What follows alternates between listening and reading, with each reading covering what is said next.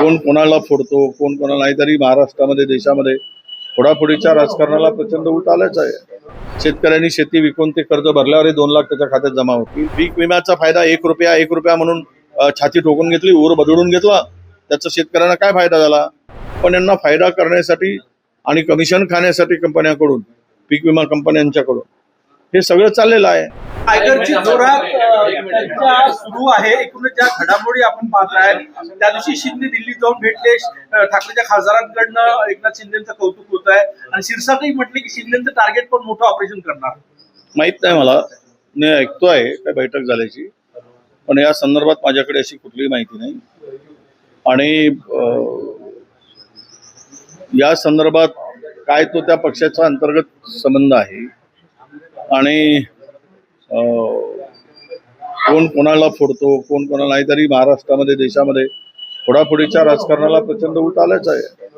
फोडा तोडा मोडा जोडा राजकारण हे सगळं आता अलीकडे याला नैतिकता नीतिमत्ता काय राहिलंच नाही. त्यामुळे कोण कुठे जावं, कोण कोणाच्या मांडीवर जाऊन बसावं आणि कोणी कोणाला डोक्यावर घ्यावं आणि मग डोक्यावर घेऊन कोणाला कोणी पुन्हा पायाखाली तुडवावं, हे सगळं राजकारणात अलीकडे एक फॅशन झाली आहे. त्यामुळे बघू पुढे काय होतं ते. आज तरी आमच्याकडे आपण एवढंच म्हणू शकतो की आत्ताच्या देशामध्ये जे काही सरकार काम करते, देश आणि राज्य उद्ध्वस्त होण्याचं काम चालू झालेलं आहे. कर्जबाजारी झालंय, सगळ्या दृष्टीने जनता परेशान आहे. अशा परिस्थितीमध्ये ज्यांच्या डोक्यात हा विचार येईल त्यांना ईश्वर सद्बुद्धी देईल.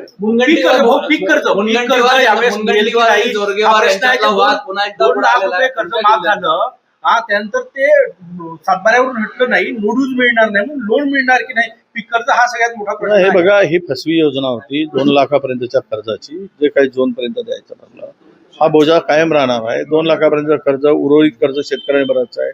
शेतकऱ्यांनी शेती विकून ते कर्ज भरल्यावर 2 लाख त्याच्या खात्यात जमा होतील.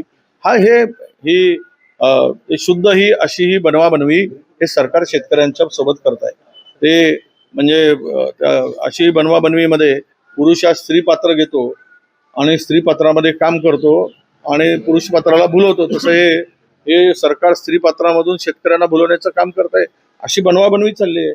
मुळात त्याचा काहीच फायदा होणार नाहीये. आणि आज उद्या जर बोजा कायम राहिला तर पुढचं पीक कर्ज मिळणार नाही. म्हणजे शेतकरी शेती कशी करेल?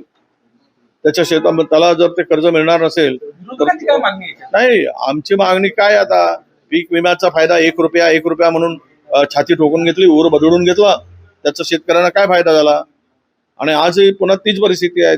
शेतकरी 25% शेतकऱ्यांचा वाटा होता, शेतकरी हक्कानं बोलत होता.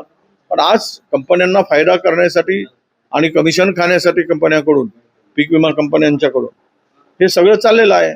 म्हणून आमची मागणी हीच आहे की तुम्हाला 7/12 कोरा करायचा असेल तर तो मार्चच्या पर्यंतचा पूर्ण 7/12 कोरा करा. त्याच्यावर असलेलं पूर्ण कर्ज काढून टाका, तर शेतकरी त्यामधून दिलासा मिळेल आणि शेतकऱ्याला त्याचा फायदा होईल आणि नवीन कर्ज पण मिळेल. पण मार्चमध्ये न करता तुम्ही जर तो बोजा तसाच ठेवला तर शेतकऱ्याला उद्ध्वस्त करण्यामध्ये तुमची भूमिका ही स्पष्ट दिसेल.